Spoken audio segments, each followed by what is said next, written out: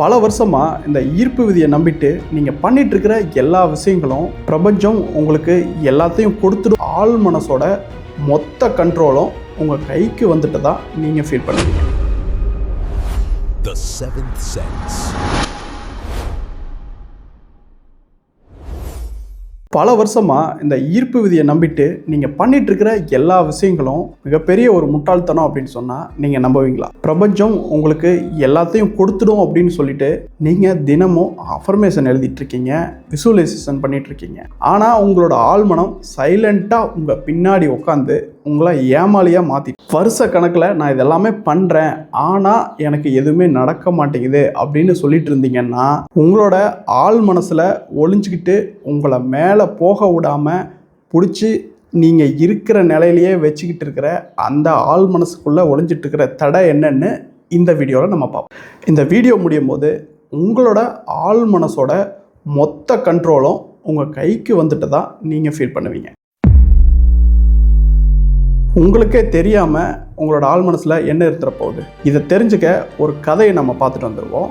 சின்ன வயசில் ஒன்றா வளர்ந்து ஒன்றா படித்து அதுக்கப்புறம் சொந்தக்காரங்களாக இருக்கிற ஒரு 2 நண்பர்களோட கதையை பற்றி நம்ம பார்ப்போம். அவங்க பேர் ராகுல் மற்றும் கோகுல். அவங்க ஒன்றா படித்தாங்க, ஒன்றா விளையாண்டாங்க, எங்கே போனாலும் ஒன்றாவே சுற்றிட்டு இருந்தாங்க. அதாவது தூரத்து குடும்ப நண்பர்கள் கூட அவங்க இன்னமும் தொடர்பில் தான் இருக்காங்க. கடந்த 10 வருட காலத்தில் இந்த கோகுல் பார்த்திங்கன்னா நல்லா படித்து டாக்டர் அப்படின்ற ஒரு நிலைமைக்கு இன்றைக்கி வந்திருக்காரு. நிறைய வெளிநாடெல்லாம் போய் படிச்சுட்டு ஒரு தனியார் மருத்துவமனையில் இன்றைக்கி பெரிய டாக்டராக இருக்கார். நல்லா கை நிறைய சம்பளம், வீடு, காரு அப்படின்னு செட்டில் ஆகிட்டார். அதே அவரோட இன்னொரு நண்பர் ராகுல், அவர் அவருக்கு மீடியா துறையில் ரொம்பவே இன்ட்ரெஸ்ட்டு. இந்த மீடியாவில் ஏதாவது ஒன்று சாதிச்சே ஆகணும் அப்படின்னு இந்த 10 வருஷமாக போராடிட்டு இருக்காரு. இந்த ராகுலுக்கு affirmation, the secret, law of attraction, இப்படி எல்லா விஷயங்களும் தெரியும். எல்லாமே ப்ராப்பராக பக்காவாக பண்ணிட்டு இருக்காரு. ராகுல் ரொம்ப திறமையானவரும் கூட. அதாவது இந்த கோகுல் இருக்கார் இல்லைங்களா, அவரை விட இந்த ராகுல் தான் திறமையானவர், புத்திசாலி. ஆனாலும் இன்னைக்கோட நிலைமை பார்த்தீங்க அப்படின்னா ராகுலுக்கு ராகுலோட துறையில் அவர் இன்னும் ஜெயிக்கல. கோகுல் இந்த ஈர்ப்பு விதி, அஃபர்மேஷன் அப்படி இப்படின்னு எதுவுமே தெரியாமல் அவர் அந்த துறையில் அவரோட துறையில் ஜெயிச்சிருக்காரு. இன்றைக்கி செட்டிலும் ஆகிட்டார். இந்த நிலைமை ஏன் ஏற்படுது? ராகுல் வெற்றியை அடைய விடாமல் தடுக்கிறது எது? அவனோட ஜாதக கோளாறா, இல்லை அவனுக்கு அதிர்ஷ்டம் இல்லையா? அப்படியெல்லாம் எதுவுமே கிடையாது. ராகுல் கோகுலை வீக்கெண்ட்ஸு, அடிக்கடி வீக் டேஸு, இப்படி எல்லா நேரமும் மீட் பண்ணிகிட்டே இருக்கான். அவங்க கூடயும் பேசிகிட்டு இருக்கான். எங்கே போனாலும் இந்த ராகுல், கோகுல் 2 பேர்த்தையும் கம்பேர் பண்ணி மக்களும் கேள்வி கேட்குறாங்க.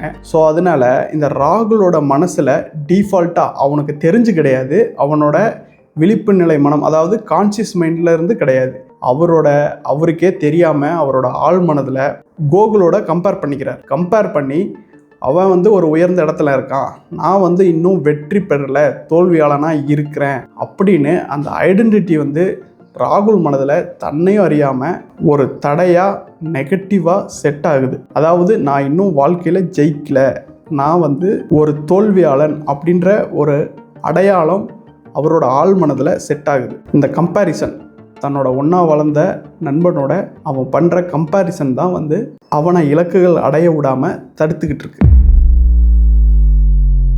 கோகுலை பார்க்கும்போதும் பேசும்போதும் டீஃபால்ட்டாக அவனோட மனசு ஒரு டவுன் ஸ்டேட்டுக்கு, நான் அவனை விட கொஞ்சம் கம்மி அப்படிங்கிறத ஃபீல் பண்ணி கீழே இறங்கி அவங்ககிட்ட பேசுது. இதெல்லாம் அவனோட கான்சியஸ் மைண்டு, நினைவு மனத்துக்கு தெரியாமல் தானாக நடக்குது. காலையில் நான் சாதிப்பேன் அப்படின்னு சொல்லிட்டு, அதாவது மீடியா துறையில் சாதிப்பேன்னு சொல்லிட்டு ஒரு தடவை அஃபர்மேஷன் பண்ணால், இந்த மாதிரி கோகுலோட கம்பேர் பண்ணி ஒரு 27 தடவை மனசு தானாக அஃபர்மேஷன் பண்ணிக்குது நெகட்டிவாக. அப்போ 27 பெருசா 1 பெருசா? 27 தான் பெருசு. அந்த நெகட்டிவிட்டி அவனை பிடிச்சி இழுக்குது.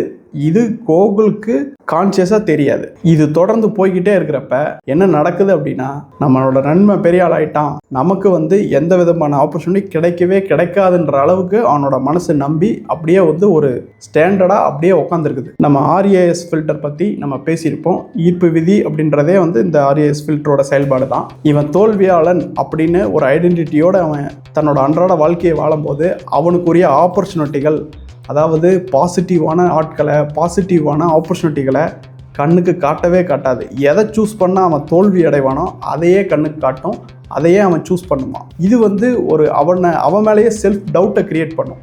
நம்ம அதை சூஸ் பண்ணால் வெற்றி பெறுவோமா மாட்டோமா அப்படின்ற மாதிரி ஒரு டவுட்டை க்ரியேட் பண்ணும். இந்த மாதிரி டவுட்டை க்ரியேட் பண்ணுச்சு அப்படின்னா அவன் முடிவெடுக்கிறதே தயங்கி தான் முடிவெடுப்பான். ஸோ இந்த RAS ஃபில்டர் அவனை தோல்வியாளன் அப்படின்னு அவன் ஆழ்மனதில் அடையாளம் வச்சுருக்கிறதுனால அவன் மீண்டும் தோல்வியாளனாக அவனை நிலைநிறுத்திக்கிறதுக்கு எதை காட்டணுமோ அத்தனையும் காட்டும். நம்ம ஆள் மனதில் என்ன வச்சுருக்கிறோமோ அதையே தான் நமக்கு இந்த உலகம் திருப்பி கொடுக்கும். இந்த பிரபஞ்சம் நமக்கு அப்படியே திருப்பி வழங்கும் அப்படின்றது நம்ம எல்லாத்துக்குமே தெரியும்.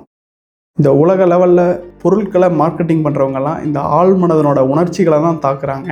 அதே மாதிரி நம்மை அறியாமல் நம்ம ஆள் மனசுக்குள்ளே தோல்வியாளன் அப்படின்னு ஒரு அடையாளம் வச்சுருக்கிறோம், ராகுல் மாதிரி. சரி, இதுக்கு என்ன சொல்யூஷன் அப்படின்னு கேட்டால் இதுக்கு 4 விதமான சொல்யூஷன் இருக்குது. 1, ராகுல் பொறுத்த வரைக்கும் சரி நல்ல வருமானம் கிடைக்கும் அப்படின்னு ராகுலை கொண்டு போய் கோகுல் இடத்துல உட்கார வச்சு டெய்லியும் பேஷண்ட்டை பாரு, ஊசி போடு, ஏசியில் உட்காந்துருன்னு சொன்னால் ராகுல் நட ₹1,00,000 கொடுத்தா கூட பண்ண முடியாது. ஸோ இங்கே என்ன புரிஞ்சுக்கணும் அப்படின்னா ஒவ்வொரு மனுஷனுக்கும் ஒவ்வொரு தேவைகள் இருக்குது. ஒவ்வொரு இலக்கு அடைஞ்சால் தான் அவங்களுக்கு நிம்மதி அப்படின்றது வரும். ஸோ அதனால் தனித்தனி அடையாளம், இண்டிவிஜுவல், அதாவது ஒவ்வொருத்தருக்கும் ஒவ்வொரு தேவைகள் அப்படிங்கிறத புரிஞ்சுக்கிறது, ஒவ்வொருத்தருக்கும் ஒவ்வொன்று தான் வரும் அப்படிங்கிறதையும் புரிஞ்சுக்கிறது. அப்புறம் நம்பர் 2, அதாவது எனக்கு மட்டும் ஏன் இப்படி நடக்குது, நான் எல்லாமே பண்ணுறேனே அப்படி இப்படின்னு புலம்பிகிட்டு இருக்காம இவ்வளோ வருஷம் போயிடுச்சு, இதுதான் என்னோட உண்மையான நிலைமை அப்படின்னு நிபந்தனை இல்லாமல் ஏற்றுக்கிறது.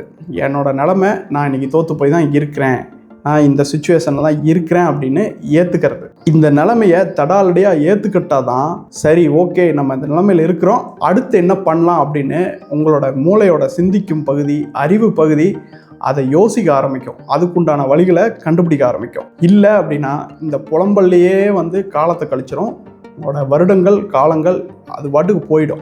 அடுத்தது 3வது அஃபர்மேஷன்ஸ். நான் மொத்தமாக வாழ்க்கையிலேயே தோற்றுறணும் அப்படிங்கிற மாதிரியான எண்ணங்கள் வரும்போதெல்லாம் நீங்கள் என் தொழிலையோ என் வியாபாரத்துலேயோ இல்லை என் வேலை விஷயத்துலையோ எது நடந்தால் நான் மகிழ்ச்சியாக நிம்மதியாக நிறைவாக இருப்பனோ அதுக்குண்டான சூழ்நிலையை இந்த பிரபஞ்சம் ஏற்படுத்தி கொண்டிருக்கிறது, உருவாக்கி கொண்டிருக்கிறது அப்படின்னு சொல்லுங்கள். எப்பப்போ சொல்லலாம்? காலையில் சொல்லலாம், தூங்க போகும்போது சொல்லலாம்.